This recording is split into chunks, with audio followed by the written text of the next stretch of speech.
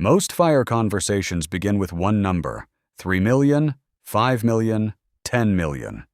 But after you quit, your life does not spend one number.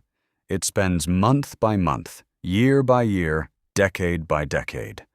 If you retire at 40, the question is not just how much you have. The better question is, what pays for your 40s, what pays for your 50s, and what pays for your 60s? Because a large net worth can still feel scary if the wrong dollars arrive in the wrong decade. Picture every asset on the kitchen table: taxable brokerage, retirement accounts, Roth accounts, cash, HSA, home equity, company stock, maybe business value or rental equity. They all count toward wealth, but they do not all behave the same way after the paycheck stops. Some are easy to spend. Some are useful but have tax or timing friction. Some are valuable but awkward for monthly bills. This is where a FIRE number becomes a planning problem. The number tells you what you own. The folders tell you when each dollar can actually help. The 40s folder is the first test. It needs dollars that are liquid, flexible, and emotionally easy to use. That might include cash, taxable investments, planned sales, short-term bonds, or other assets that can fund ordinary life without complicated timing. The 40s folder is not only about maximizing return, it is about reducing panic during the transition from salary to portfolio income. If this folder is too thin, the whole plan can feel fragile, even when the total net worth is large. A household can be worth millions and still ask, what exactly pays the next 5 years? The 50s folder is where timing choices start to matter more. Some households are approaching account access milestones. Some may have rule-based options. Some may be thinking about Roth conversions, taxable income, part-time work, or how to bridge until later systems arrive. Before the rules get loud, start with the shape of the decision. The 50s folder is not one magic rule. It is the decade where earlier planning begins to meet retirement account mechanics. Ask, which dollars are available with the least friction and which dollars should be left for later? You do not need every rule memorized to understand the shape of the problem. The 60s folder has a different job. Medicare enters the picture later. Social Security decisions get closer. Pre-tax accounts, Roth accounts, and taxable accounts may interact differently. Later required distributions may start shaping the tax picture. Tax brackets can matter. The 60s folder does not need every rule in one sitting. The point is that the money used in the 60s may not be the same money that should carry the 40s. A good no-paycheck plan does not treat all dollars as interchangeable. It asks each asset to do the job it is best suited for. The danger is not always running out of money. Sometimes the danger is using the wrong dollars first. If the 40s folder is too thin, you may be forced to sell assets at awkward times or tap accounts in a way that creates taxes or penalties.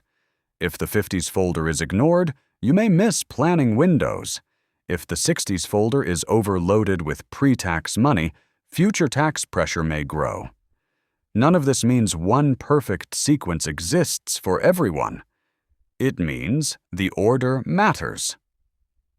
Retirement is not one pile of money. It is a timeline. Here is the test. Draw 3 folders, 40s, 50s, and 60s. Now put each asset where it naturally belongs. Which dollars can pay the first year without drama? Which dollars can support the bridge? Which dollars are better kept for later? Which dollars look big on the spreadsheet but do not help with monthly bills? If one folder feels too thin, that does not mean the plan has failed. It means you found the part of the plan that needs work before the paycheck stops. That is a much better problem than vague anxiety. Imagine one household with a large total number but an uneven account mix. Their 40s folder has taxable investments and cash. Their 50s folder depends on bridge decisions. Their 60s folder has larger retirement accounts and future benefit choices. On paper, the household is strong. But when the first folder is thin, the plan still feels fragile. The framework turns a vague fear into a sequencing problem. Not, do we have money, but which dollars pay which decade? This is where the plan gets simpler. Take the big net worth number and stop asking it to answer everything at once. Instead, split the retirement into decades. What pays the 40s? What pays the 50s? What pays the 60s and later? That does not mean every dollar has to be assigned perfectly. Life will change. Markets will change. Tax rules may change. Family needs may change. But if the first decade has no clear paycheck source, the rest of the plan will feel fragile no matter how big the total number looks. The first decade deserves its own answer. Account rules matter, but they should not swallow the main question. It is easy to jump straight into Roth ladders, early access rules, brokerage accounts, and tax brackets. Those details can be important later. But first, the household needs the plain version. Which dollars are available now? Which dollars need a rule or waiting period? Which dollars are meant for much later? If that simple sorting is unclear, adding more rule detail usually makes the anxiety worse, not better. If one more year is part of the discussion, ask which decade it improves. Does it fund the first few years after quitting? Does it reduce pressure before account rules open? Does it protect later life by leaving long-term assets untouched? Or does it mostly add money to a bucket that was already not the weak point? That distinction matters. A year that strengthens the first decade may change the plan. A year that only makes a faraway bucket bigger may not solve the fear that shows up on the first Monday without work. A household should be able to describe the first pass in plain language. Our 40s are paid by these dollars. Our 50s are supported by these rules, bridges, or transitions. Our 60s and later are protected by these longer-term assets. That sentence is not the whole retirement plan. It is the first sanity check. If one decade is blank, the plan is not broken. It just tells you where the work belongs. The goal is to make the money's job visible. The point is not to create a complicated filing system. The point is to make the first decade feel less mysterious. A 40-year retirement can sound huge because it is huge, but the household does not have to solve every future year in one breath. The map starts with the years closest to the decision.